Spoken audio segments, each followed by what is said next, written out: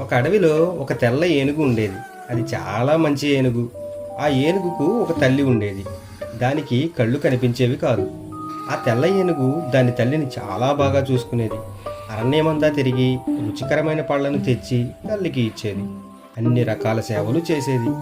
ఒకరోజు తెల్ల ఏనుగు ఆహారం కోసం వెళ్ళినప్పుడు దానికి ఒక పిల్లవాడి ఏడుపు వినిపించింది. ఏనుగు ఆ పిల్లవాడి దగ్గరికి వెళ్ళి, ఏమైంది బాబు, ఎందుకు ఏడుస్తున్నావు? నేను ఈ అడవిలోకి దారి తప్పి వచ్చాను. నేను వెళ్ళవలసిన దారి నాకు తెలియడం లేదు. అప్పుడు ఏనుగు అడవి చివరన ఉన్న అతని ఊరి వరకు దారి చూపించింది. ఆ ఊరికి వెళ్ళగానే అక్కడ రాజభటులు దానిని వలవేసి బంధించారు. రాజుగారి ఏనుగు మరణించింది. వారు ఆ తెల్ల ఏనుగును రాజుగారికి బహుమతిగా ఇవ్వాలనుకున్నారు. రాజుగారు సంతోషించారు. మంచి ఆహారం పెట్టి జాగ్రత్తగా చూసుకోమన్నారు. వారు రకరకాల పండ్లు పెడుతున్నా ఏనుగు ఒక్కదానిని కూడా ముట్టుకోలేదు.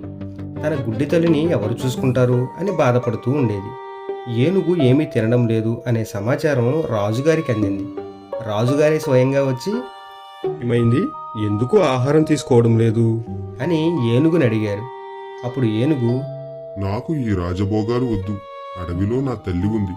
నా తల్లిని చూసుకోవడంలోనే నాకు సుఖముంటుంది అని చెప్పింది. ఏనుగు మాటలు విని రాజు కరిగిపోయాడు. వెంటనే తెల్ల ఏనుగును మరలా అడవికి పంపే ఏర్పాటు చేశాడు. తెల్ల ఏనుగు తన తల్లికి సేవలు చేస్తూ హాయిగా అడవిలో ఉండిపోయింది.